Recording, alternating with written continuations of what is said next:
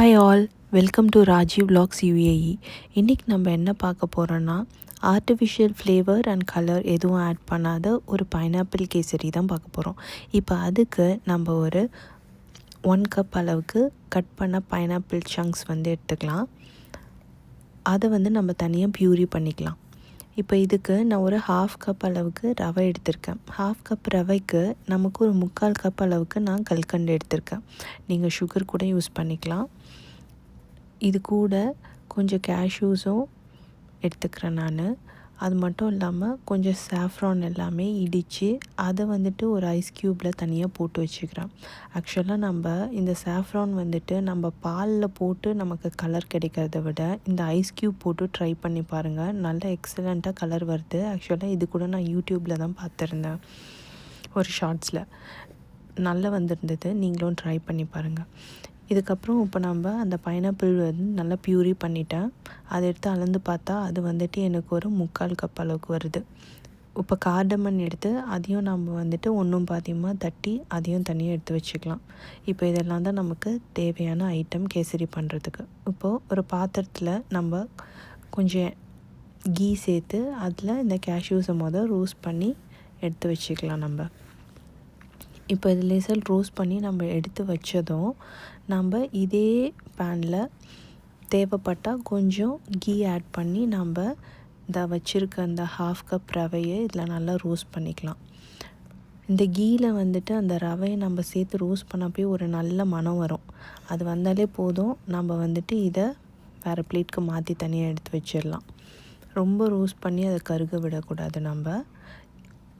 இப்போ இதிலே நம்ம இன்னொரு ஒரு டேபிள் ஸ்பூன் அளவுக்கு கீ சேர்த்து நம்ம அரைச்சி வச்சுருக்க அந்த பைனாப்பிள் பியூரேவை சேர்த்து கொஞ்சம் நேரம் இதை வதக்கி விடலாம்.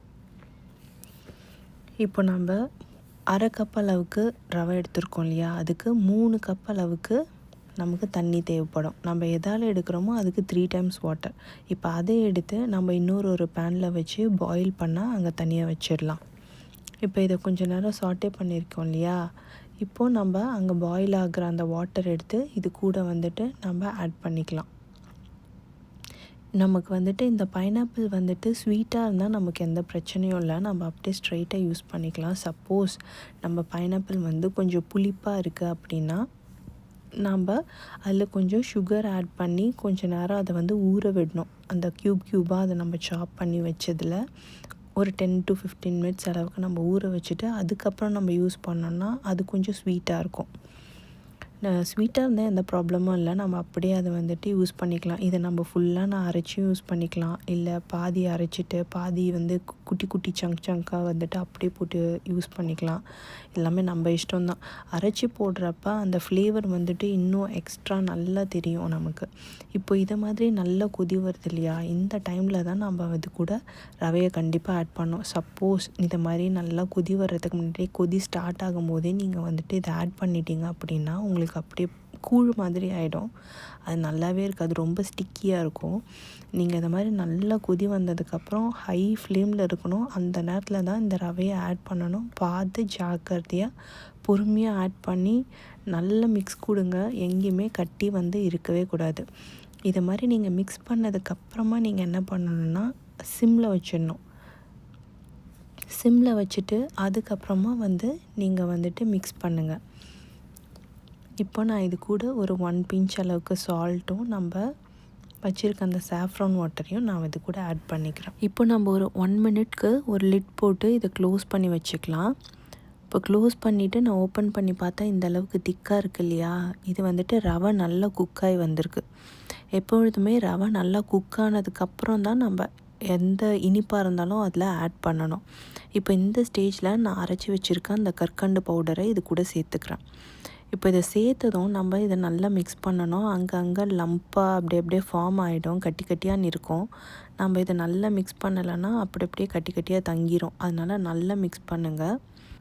இப்போ நம்ம இதில் இனிப்பு சேர்த்துருக்கோம் இல்லையா, அதனால் இது கொஞ்சம் இலகி வந்திருக்கு. இப்போ கொஞ்ச நேரத்தில் இது இறுகி வந்துடும். அந்த ஸ்டேஜில் நம்ம ஆஃப் பண்ணிக்கலாம். நான் இது கூட இப்போ இடித்து வச்சுருக்க ஏலக்காயை இது கூட சேர்த்து நல்லா மிக்ஸ் பண்ணி விடுறேன். மிக்ஸ் பண்ணிவிட்டு நம்ம வந்துட்டு இந்த ஃப்ளேம் வந்துட்டு இப்போ ஆஃப் பண்ணிடலாம். இதுக்கு தேவையான அளவு நம்ம நெய்யும் கொஞ்சம் எண்ணெயும் வந்து சேர்த்துக்கலாம். ஆக்சுவலாக இதுக்கு ரிஃபைண்ட் ஆயில் தான் யூஸ் பண்ணுவாங்க. நான் தேங்காய் எண்ணெய் யூஸ் பண்ணியிருக்கேன். நம்ம இது ஃபுல்லாக நெய்லேயே செஞ்சோம் அப்படின்னா நமக்கு திகட்டுற மாதிரி இருக்கும். இதுவே நம்ம அது கூட கொஞ்சம் நெய்யும் எண்ணெயும் சேர்த்து செஞ்சோம் அப்படின்னா ரொம்ப நேரத்துக்கு நல்லாயிருக்கும்.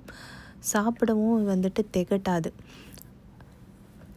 நீங்கள் இதே மாதிரி உங்கள் வீட்டில் ட்ரை பண்ணி பாருங்கள். ஆக்சுவலாக நான் இது ஒரு 10 மினிட்ஸ் டிஸ்டர்ப் பண்ணாமல் அப்படியே மூடி போட்டு வச்சுருந்தேன். இது நல்லா அடிப்பிடிக்காமல் நல்லா வந்திருக்கு. நீங்களும் இதே மாதிரி அளவோடு உங்கள் வீட்டில் ட்ரை பண்ணி பாருங்கள். எந்த artificial colour and flavour add பண்ணாத இந்த சூப்பர் டேஸ்டியான பைனாப்பிள் கேசரியை கண்டிப்பாக வீட்டில் ட்ரை பண்ணி உங்கள் பசங்களுக்கு கொடுத்து பாருங்கள். மெஷர்மெண்ட்ஸ் எல்லாமே டிஸ்கிரிப்ஷனில் கிளியராக கொடுக்குறேன், செக் பண்ணி பாருங்கள். இந்த வீடியோ உங்களுக்கு பிடிச்சிருந்தா லைக் பண்ணுங்கள், ஷேர் பண்ணுங்கள். ராஜி விலாக்ஸ் யூஏஏ சப்ஸ்கிரைப் பண்ணுறங்க. அப்போ தான் நாங்கள் போடுற ஹெல்த்தி ரெசிபியை உங்களால் தொடர்ந்து பார்க்க முடியும். நாங்கள் நல்லா சாப்பிட்டோம், நீங்கள் எப்படி சாப்பிட்டீங்கன்னு கமெண்ட்டில் சொல்லுங்கள். தேங்க்ஸ் ஃபார் வாட்சிங். பாய் பாய். மறக்காமல் இந்த பைனாப்பிள் கேசரியை உங்கள் வீட்டில் ட்ரை பண்ணி பாருங்கள், உங்களுக்கும் பிடிக்கும்.